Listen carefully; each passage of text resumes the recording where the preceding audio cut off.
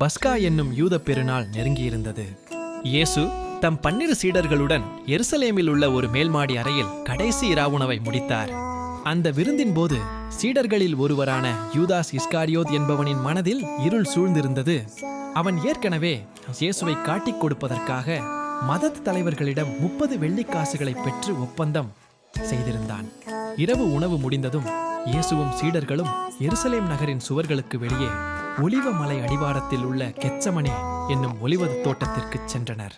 அந்த இடம் இயேசுவின் தனிப்பட்ட பிரார்த்தனைக்கும் தியானத்திற்கும் உரிய அமைதியான இடமாக இருந்தது.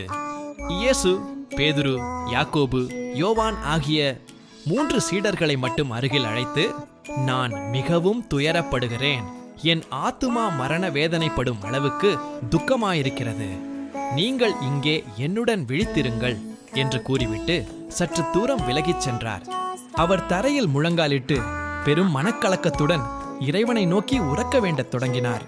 என் பிதாவே, உமக்கு சித்தமானால் என் மீது வரப்போகும் இந்த கொடிய துன்பத்தின் பாத்திரம் என்னை விட்டு நீங்கட்டும். ஆனாலும் என் விருப்பப்படி அல்ல, உம்முடைய விருப்பப்படியே ஆகட்டும்.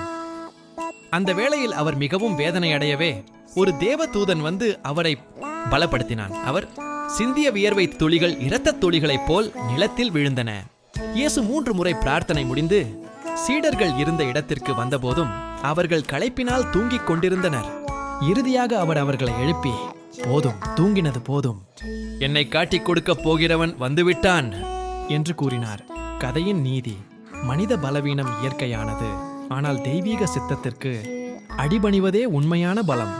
நீங்கள் இயேசுவின் இடத்தில் இருந்திருந்தால் வரப்போகும் துன்பத்தை ஏற்றுக்கொள்வீர்களா? உங்கள் கருத்தை கமெண்டில் தெரிவியுங்கள். இந்த கதை உங்களுக்கு பிடித்திருக்கும் என்று நம்புகிறேன்.